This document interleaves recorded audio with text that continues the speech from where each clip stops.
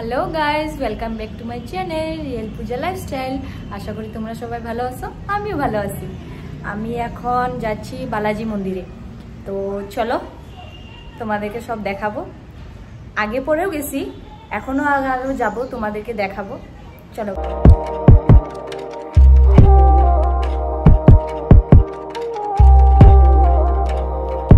Hello guys এই যে আমরা পৌঁছাইলাম বালাজি টেম্পল।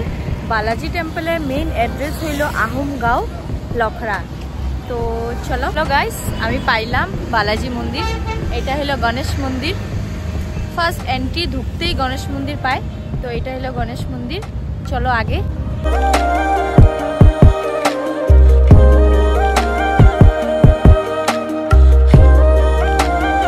এই যে দেখো বালাজি মন্দিরের সাইডে লাড্ডু প্রসাদ পাওয়া যায়।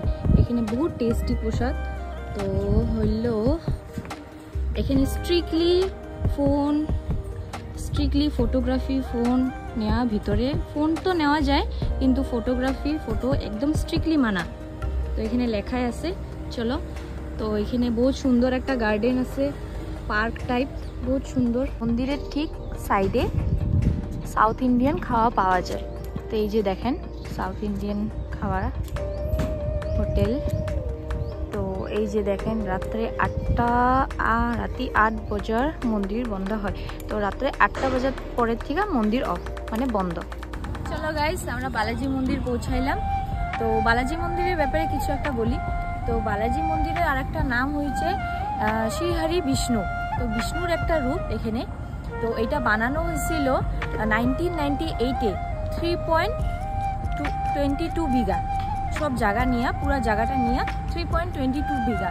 তো ভিতরে একটা বিষ্ণুর একটা শিলা খণ্ডিত হয়েছিল। তো শিলাটার ওয়েট হয়েছে 4 টনের থেকেও বেশি। তো এই বিষ্ণুর আমরা হলো পূজা করি। তো এখানে আসি। তো 8টার পরে আমাদের বালাজি মন্দির বন্ধ হয়ে যায়। তো চলো আমরা ভিতরে দেখি।